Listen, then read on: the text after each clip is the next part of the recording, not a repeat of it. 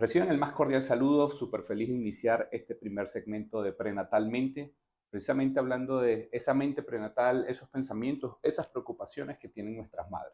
Hoy tenemos el placer, el honor de estar con el doctor Miguel Martínez, médico materno-fetal, médico especialista en cirugía fetal y especialista en el área de neurosonografía fetal, que es precisamente el tema que hablaremos el día de hoy. Miguel, primero que todo, muchísimas gracias. Estamos en Guadalajara, en su oficina y nos sentimos sumamente contentos de poder hablar contigo.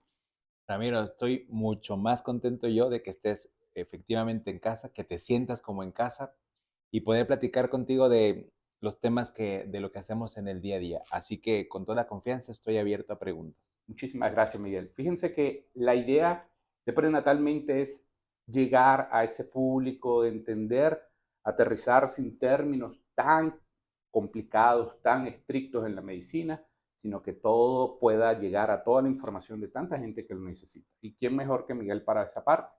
Queremos hablar entonces, ¿qué es la neurosonografía fetal, Miguel?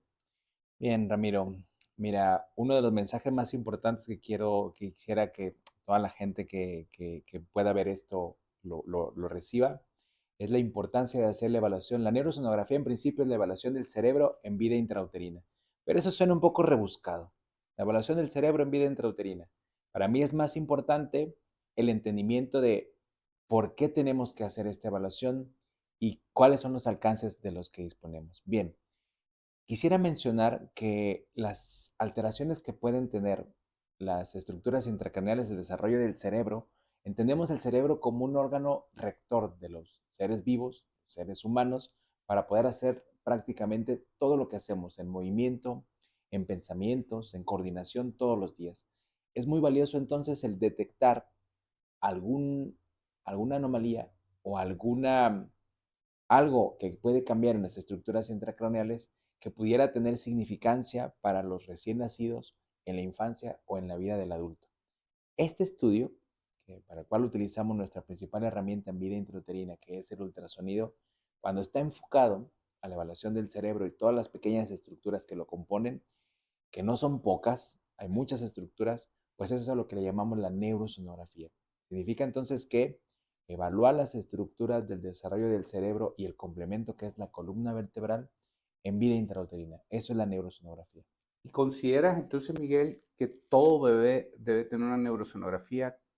Porque entonces viene la pregunta de muchas personas, ¿mi embarazo es de bajo riesgo o mi embarazo es de alto riesgo? ¿Todas deberían llevar una neurosonografía? Esta pregunta se la han realizado muchos expertos a nivel mundial en muchas ocasiones.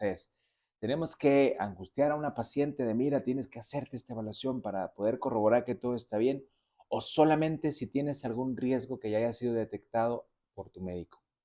Mira, la mejor respuesta sería que, desgraciadamente, la mejor respuesta la vamos a tener en la literatura médica.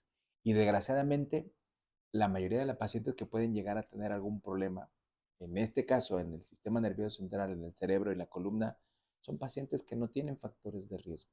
Eso es muy importante que la comunidad lo sepa. Es decir, es entendible que aquella paciente que está en el extremo de la vida, se embaraza de 40 años o más, que tiene diabetes antes del embarazo, que tiene alguna condición importante y que probablemente contraindique el embarazo y se embaraza, indudablemente es una paciente que ya tenemos categorizada de riesgo.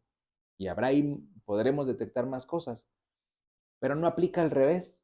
Es decir, aquella paciente que es primer embarazo, es una mujer joven, no toma medicamentos, no tiene enfermedades, ya nos gustaría poderle asegurar que ese bebé es un bebé sano, y esto no es cierto.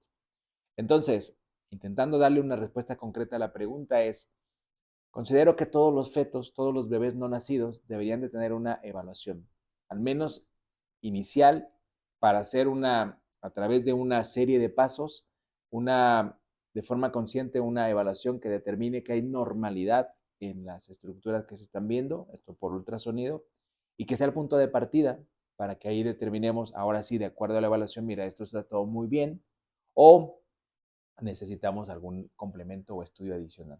Excelente. Y vendría la tercera y la última pregunta de este grato momento de precisamente de ver el punto de vista de un experto que no solamente has vivido las patologías del sistema nervioso a nivel prenatal, sino que has hecho cirugías de muchas de ellas. Después que un cerebro es evaluado prenatalmente, asiste la paciente a su consulta, ¿es necesario después de nacer hacer algún tipo de complementario si el cerebro se vio normal o si el cerebro se vio patológico en algún momento? ¿Es necesario hacer algún estudio postnatalmente? Si se detectó alguna anormalidad en vida intrauterina, es indudable. En el seguimiento postnatal hay que saber qué está pasando con ese cerebro. ¿Qué fue ese hallazgo que dio manifestaciones tempranas en vida intrauterina? ¿Qué significado va a tener? Y habitualmente se complementan. Algo que me ayuda a que las pacientes que acuden amablemente a valorarse por nosotros, que entiendan mejor el seguimiento, es, pues al final hacer una evaluación por ultrasonido es como una fotografía. Es, aquí está en este momento, pero yo no sé, esto no se mueve, es estático. Esta es la evaluación de hoy. Pero yo no sé qué va a pasar en una semana, en 2, en 5, o en un año, 2 o 5. Entonces, cuando ya hay sospecha o detección de alguna anomalía en vida prenatal, indudablemente el seguimiento es necesario, siempre. Para la otra pregunta no está tan clara la respuesta. Y si todo fue bien en vida intrauterina, se hicieron las evaluaciones y todas fueron normales, requeriría que después del nacimiento se le haga un complemento.